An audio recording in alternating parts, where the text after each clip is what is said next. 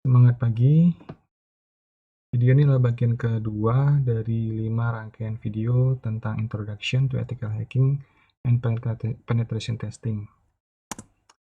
Ini outline-nya, dan bagian kedua ini akan membahas tentang Information Security, Threats, and Attack Vectors.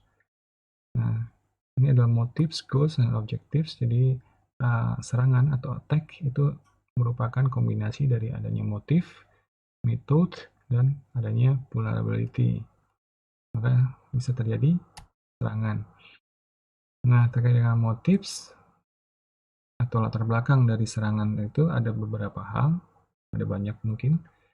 Pertama, yang bisa terjadi ada disrupting business continuity, yaitu tujuannya adalah mengganggu proses bisnis.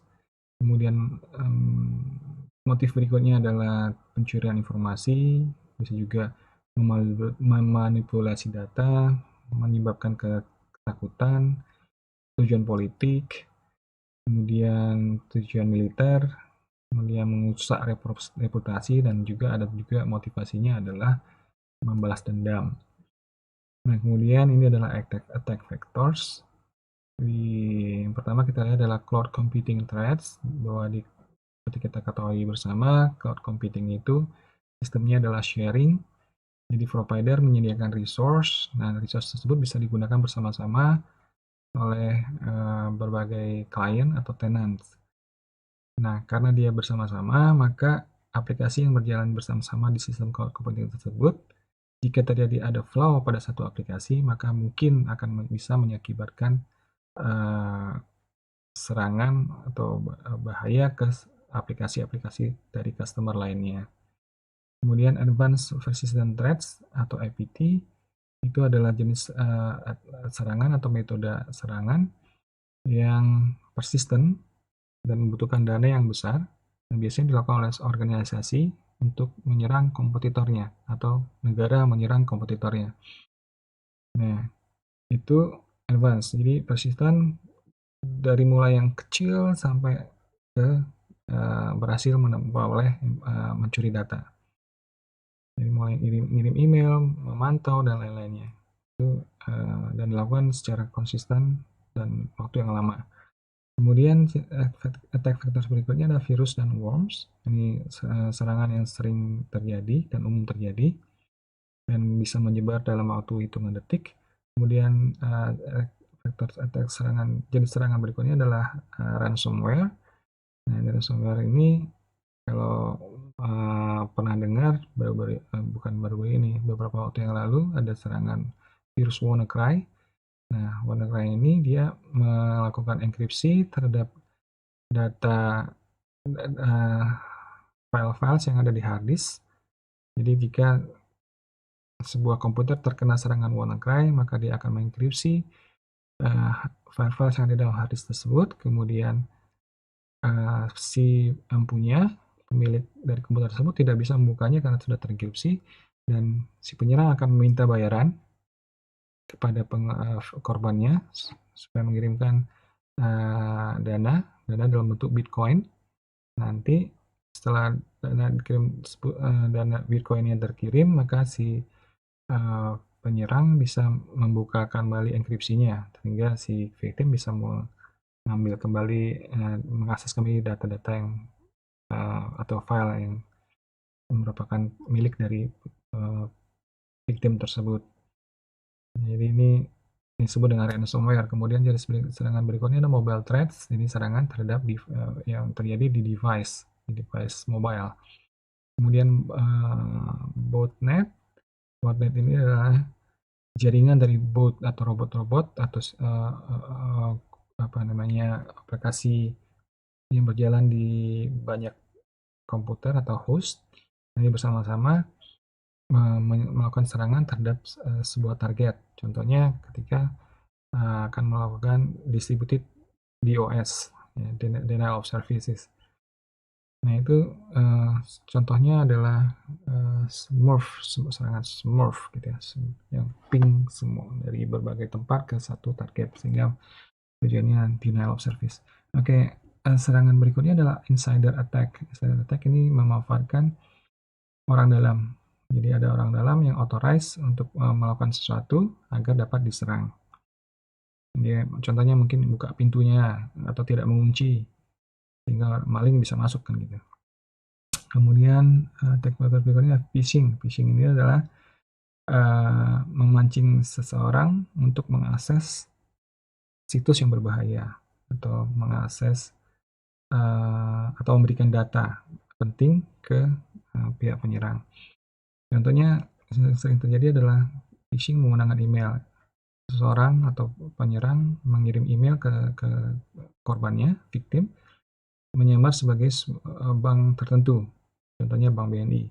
Nah, ketika si victim mengakses link yang dikirimkan, maka si victim akan masuk ke sebuah website yang mirip dengan bank tersebut, contohnya bank BNI, dan ketika si victim memasukkan user dan password untuk masuk ke bank tersebut, maka user dan password tersebut akan direkam oleh si penyerang.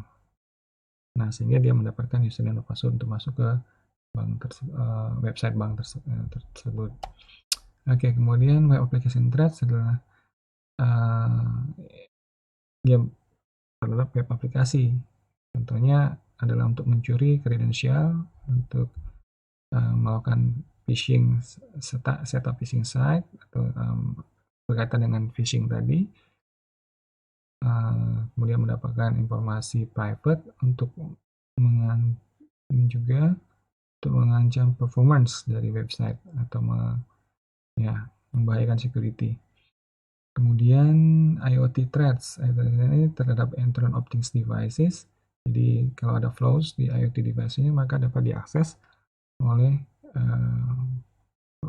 penyerang dari secara remotely. Oke, kemudian ini beberapa tipe beberapa kategori threat, yaitu network threats, host threats, dan application threats. Nah, ini berdasarkan lokasi dari threats-nya. Kalau network berarti lokasinya di jaringan. Apa yang bisa terjadi di sana atau bahaya apa yang bisa terjadi di sana? Contohnya ada DNS dan poisoning, atau bisa juga denial of service atau firewall dan IDS attacks. Kemudian di bagian host mesin atau end station itu adalah malware attacks, printing dan lain-lainnya. Kemudian application threats di sisi aplikasi, contohnya adalah SQL injection dan lain-lainnya. Kemudian tipe-tipe dari serangan adalah ada 4 di sini. Ada operating system attacks, ini memanfaatkan kelemahan dari operating system. Jenis serangannya mungkin bisa terjadi adalah buffer overflow dan serangan yang lainnya. Contohnya sih buffer overflow. Kemudian misconfiguration attacks adalah dikarenakan administrator mengkonfigurasi server itu tidak tepat atau ada kelemahannya, sehingga menyebabkan celah untuk bisa dilakukan serangan. Kemudian application level attacks, ini serangan di level aplikasi. Yang serangan yang bisa terjadi adalah seperti tadi, contohnya adalah SQL injection, cross-site scripting, dan buffer overflow. Kemudian ada juga tipe serangan string wrap code attacks. Ini serangan yang mengeksploitasi configuration settings dari off-the-shelf libraries and code. Jadi kode-kode atau library yang diambil dari yang siap dipakai diambil dari provider tertentu. Contohnya mungkin ada yang aplikasi yang dijual, library yang dijual, atau diambil dari library yang tersedia di open source gitu. Contohnya seperti itu, maka disebut dengan string wrap code attacks. Nah, kemudian ini information warfare atau infowar. Infowar mengacu pada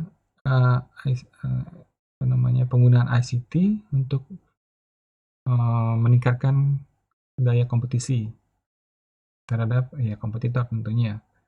Jadi ada strateginya, bisa defensif atau ofensif.